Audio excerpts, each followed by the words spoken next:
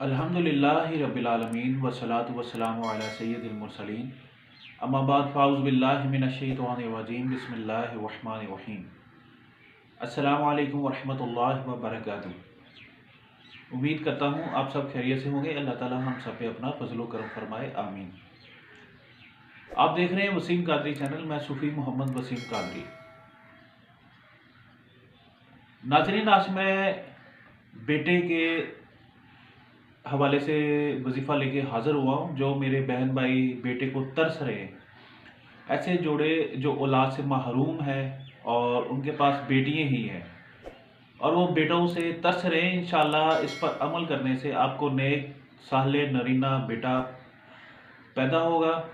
ये अमल आपने खशू खजू के साथ करना है, अल्लाह ताला की बारगाह में गिड़गड़ा के करना है और इस्तग़फ़ार पढ़ें, ज़्यादा से ज़्यादा दुरूद व सलाम पढ़ें, अपने आप को पाक साफ रखें, नमाज की पाबंदी करें और फिर ये अमल करें। अगर आप हमारे चैनल पे नए हैं तो इसको सब्सक्राइब करें ताकि आइंदा जो हमारी वीडियो है वो आपको बर वक्त मिल सके और इसको ज़्यादा से ज़्यादा शेयर करें। तो अभी आप अमल जो है वजीफ़ा नोट कर लें। हर नमाज के बाद आप दोनों मियाँ बीवी ने पढ़ना है।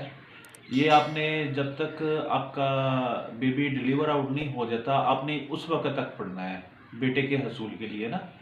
औलाद के लिए तो इंशाल्लाह आपका जो है 21 से 41 दिन के अंदर जो है ना वो प्रेगनेंसी पॉजिटिव हो जाएगी। तो इंशाल्लाह ये आपने बेटे के हसूल के लिए 9 माह तक पढ़ना है। आपने हर नमाज के बाद दोनों मियाँ बीवी ने पढ़ना है खलक़ल इंसान मिन सलसालिन कल फ़खार।